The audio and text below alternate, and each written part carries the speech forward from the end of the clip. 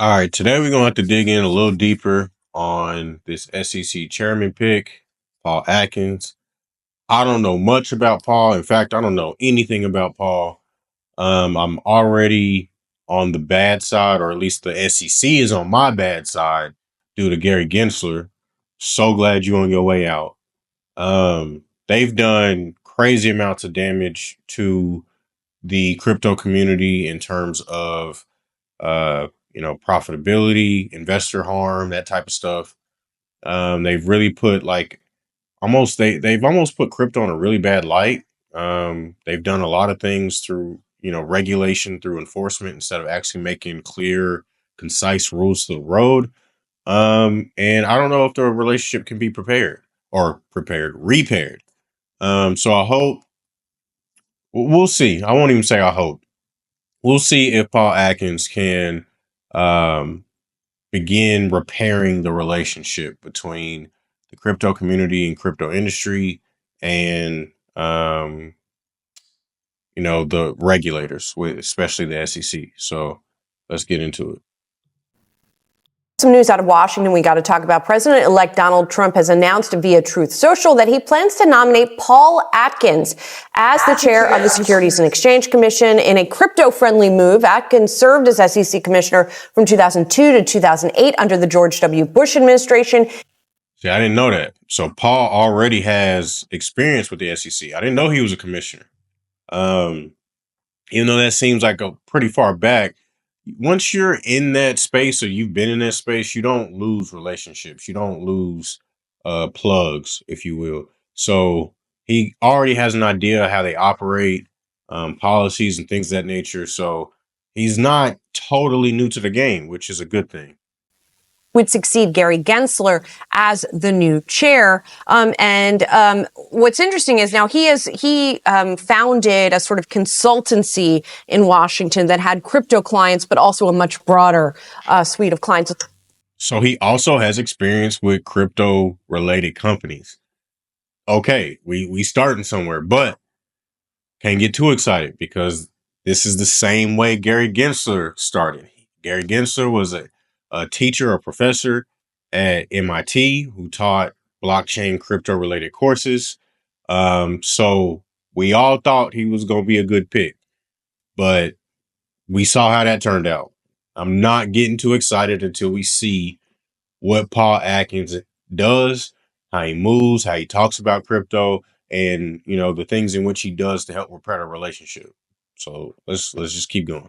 But, this was one of the folks that the crypto industry was really pulling for here to get this right. I thought Anthony Scaramucci, who we both know Anthony, of course, friend of the program, Scaramucci, very vocal public critic of Trump, did post this on X, said Scott Bessent, Kevin Hassett, Paul Atkins, Anthony saying, have to admit Trump is cooking with his economic team so far. So even Trump's critics like this pick. Okay. All right. A real tested veteran financial regulator. Yeah, and I thought it was also interesting what Trump said in his Truth Social post. He talked about him being believing in robust, innovative capital markets, but he also said he recognizes that digital assets and other innovations are crucial to making America greater than ever before. So being very explicit about the digital.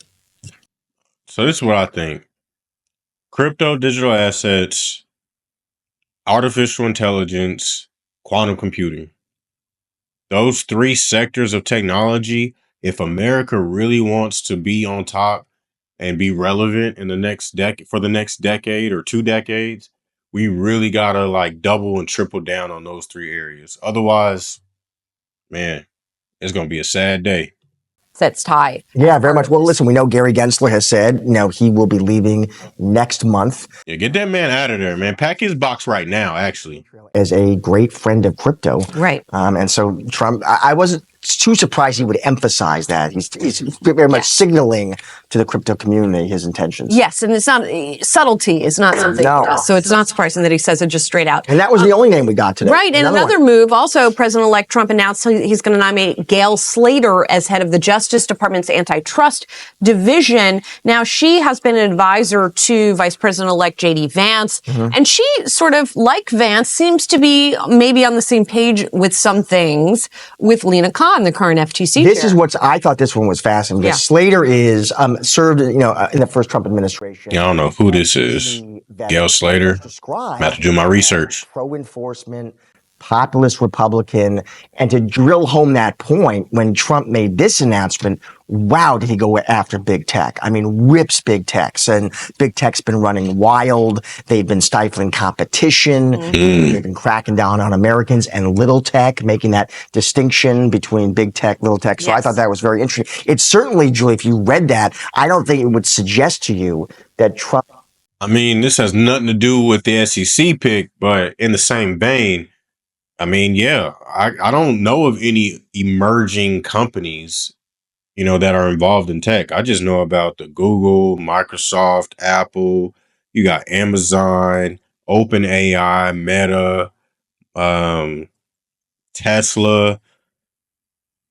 True. I mean, that's really it. I mean, you could throw Palantir in there, but they have major backing. So I mean, that's a big company as well. They haven't even IPO'd yet, I don't think. So I don't know. Maybe Trump is trying to break that up a little bit and create, a more healthier competition in the United States, which I don't see could be an issue. Oh, and Nvidia, can't forget Nvidia. I don't really see that being a big issue, but the name of the game for those companies is to eventually somewhat become a monopoly and really control the game. So, and a lot of these big companies end up buying a smaller company. So, ultimately that's how the game has gone before. So I don't know how things will go moving forward, but that's interesting. But intends here to kind of break from buying stand. Right. Well, and she's replacing Jonathan Cantor. Another name I got to do research on. Who is kind of on the same page with Lena Khan in some respects. So that's quick and dirty. I mean, what do y'all think? Do you think Paul Atkins is going to be good for the crypto community? What do you think about some of these other names that got mentioned? I don't know much about the other ones. I got to do my research. So we'll have to see. The whole big tech thing, that threw me for a loop.